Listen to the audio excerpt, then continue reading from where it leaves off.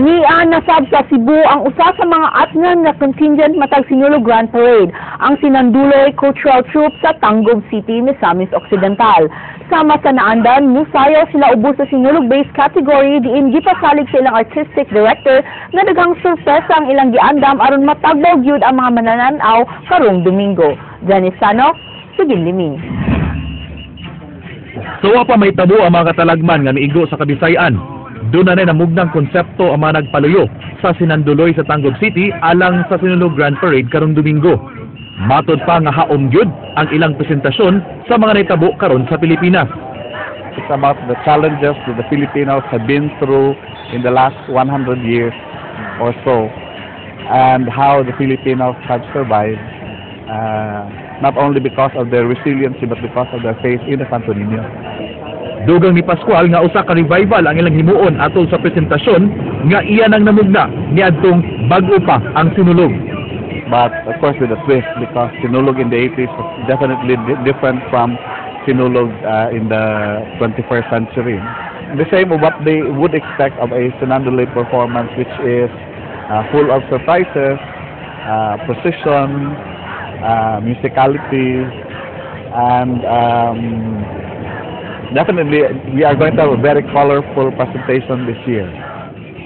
Sukad miapil ang Tangub City sa Sinulog Grand Parade kapin sa 20 katuig na ang nakalabay, diin sobra kanapo na sila nakadaog. Mao ni ang usa sa mga hinungdan nga nabutang sa mapa ang maong lugar, diin na ila nakini karon tibok Pilipinas, ingon man sa laing mga nasod.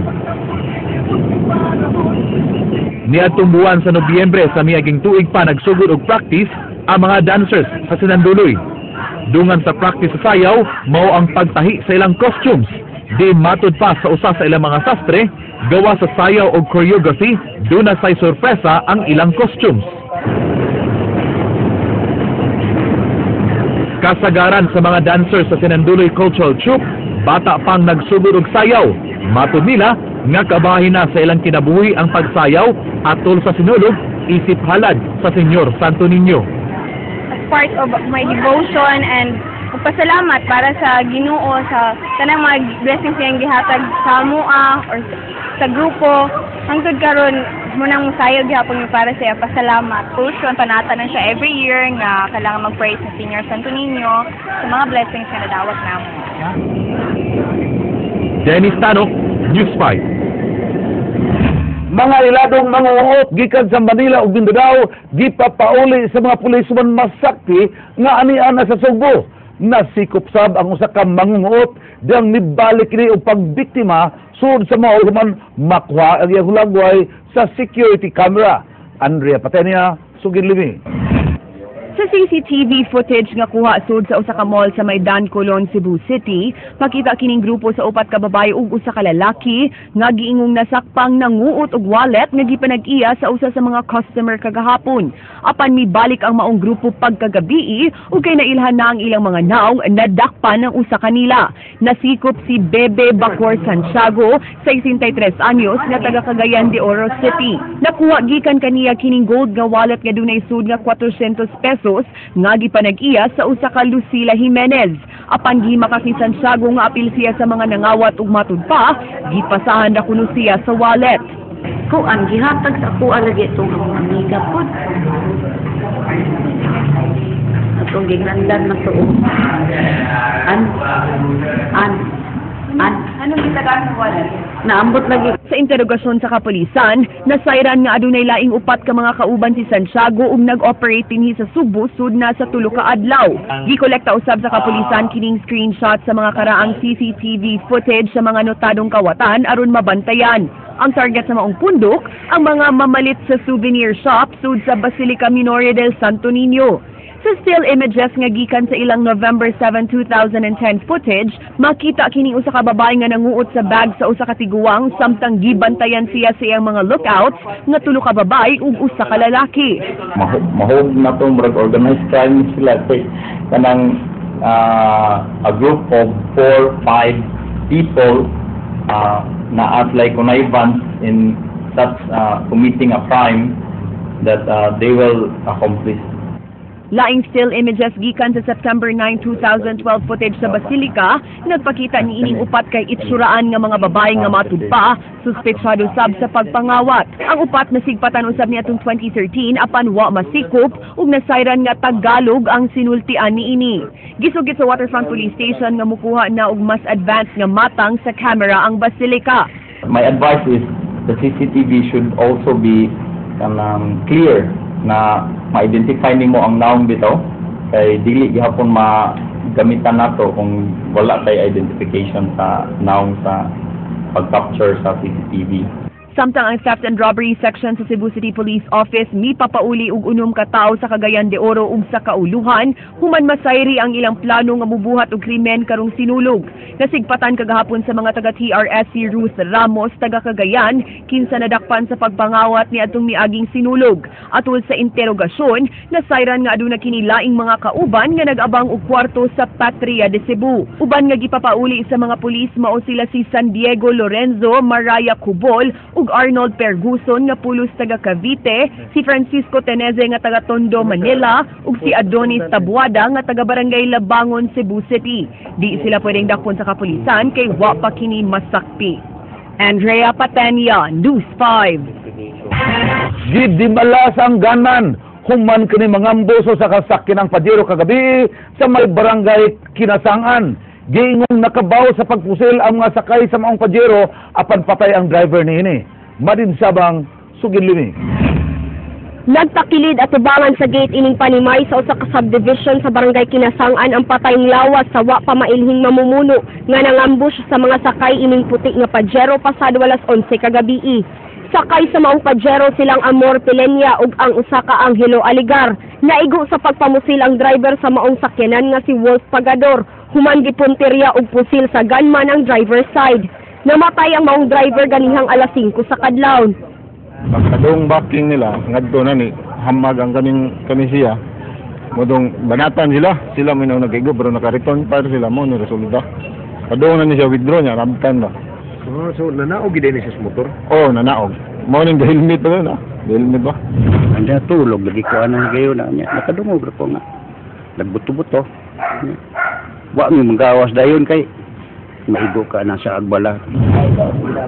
Nakuha sa crime scene investigators ang cellphone sa gunman nga giingong dunay mga text ug tawag sa wa pagibuhat ang iyang misyon. Nagpasad sa crime scene ang mga bala ug kabhang.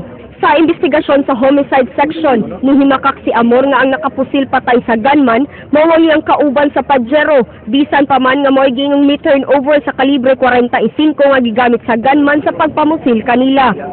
Sa pagkakaroon, tanang anggulo atong ablihan pero dili nato isa likway katong panghitabo sa una nga kani si Amor napusilan pod ang bana niya.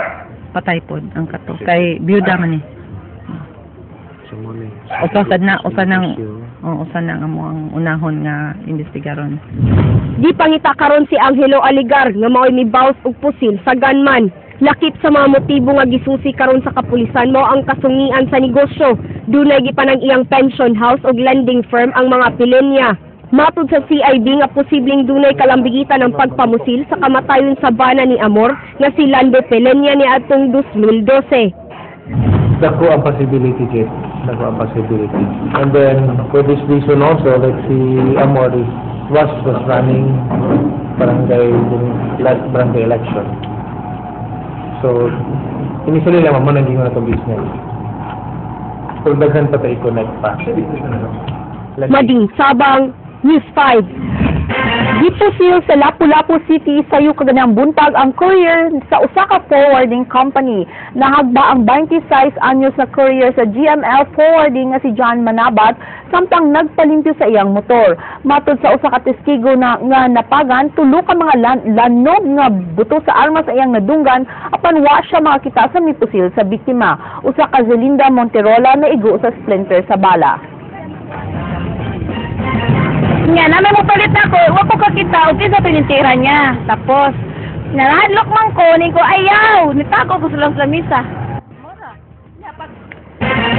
Magsuon nga kanhi piniriso subling gisikop sa kapulisan human ng karnap og motorsiklo nakuhaan pagyud og armas. Andrea Patanya sa Ginlimi. Igurang mipalit sa automated tubig machine si Cleofas Montoya sa may barangay Guadalupe kagahapon sa Udto apan paglingi niya na wagtang na ang iyang motorsiklo. Pagkana na ko ng tubig, diyan na sila daan ng lingkod niya. Aside na dugan na nagpiping ko dito. So, pagkana nga ng tubig, pat ko na anak na kaya wala mo sa nagamatang-tang ulang gabi sa motor. Gireport sa biktima sa kapulisan ang pagpangawat sa iyang motor ug pinaagi sa mga testigo na tultulan ang mga suspetsyado. Ang managsuong Eleuterio ug Lauro Mojado atol sa Joint Operation sa Cebu City Intelligence Branch ug mga sakop sa Cebu City Police Station 9 dinhi sa Good Shepherd Sitio Banawa kaganihang kadlawon. Nasayran nga ang duha kanhi binilanggo sa Cebu City Jail. Gawas sa ni-recover nga motorsiklo nakuha sab gikan sa duha kining kalibre 45 nga pistola ug 38 nga revolver nga dunay mga bala. Matod sa hepe sa City Intelligence Branch, nga dugay nang binuhatan sa duha ang pagpangawat ug motorsiklo apan gihimaka kini sa mga dinakpan. Mura bitag yes. Mura bitag ibutang diha and then ilahang i-chop-chop kang kuan na nila. Ako yung itudlo, yan pa sana lang testigos na rin. Kami bakit nang kasi dagat testigos. Yan ang testigos na rin kami pa. Ako di mo ganito kapag kumambistigos. Dugang ni Santander, di lang mga motor ang pangkawaton sa managsuon.